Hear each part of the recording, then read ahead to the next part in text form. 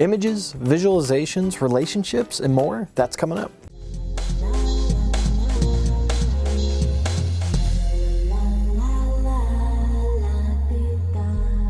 Hi, I'm Adam Saxton, and today's Thursday, which means we're going to do our information roundup like we do every Thursday here on Guy in a Cube. Let's go ahead and dive right into the updates for this week.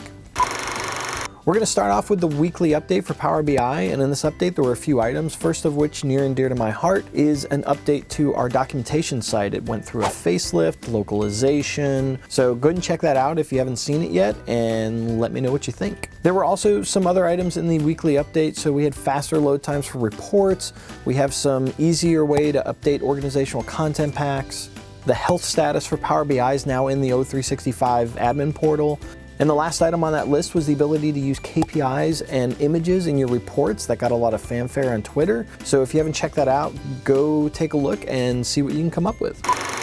Next up on our list, I wanted to recap the visualizations that have come out so far. At PASS, James Phillips made the comment that every week we're going to be releasing a new custom visualization. So if you haven't looked at those yet, we've got a new Chiclet Slicer, there's a new advanced timeline slicer, and also a word cloud. You can download those custom visualizations and import them into Power BI Desktop and start playing with them.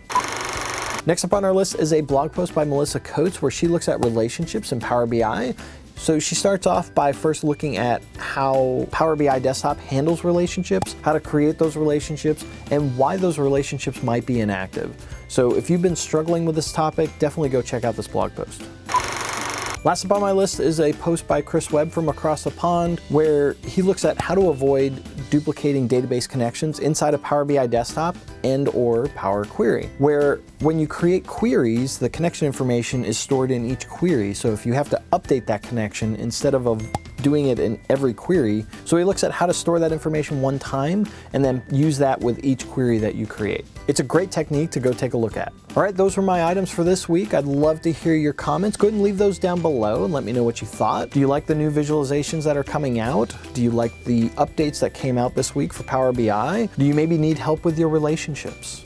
Let me know what you thought. Also, as always, the links for all of the items I discussed are down in the description below. If this is your first time here, go ahead and subscribe. Every Thursday I do an information roundup just like this where I take a look at the last week and find the items that I found interesting. Every Tuesday I take a look at a technical item where I either look at how something works, how to troubleshoot something, or just talk about a new feature. And really, this is about you. I want to help you be more successful and effective in the things that you do. So go ahead and subscribe and be part of the conversation.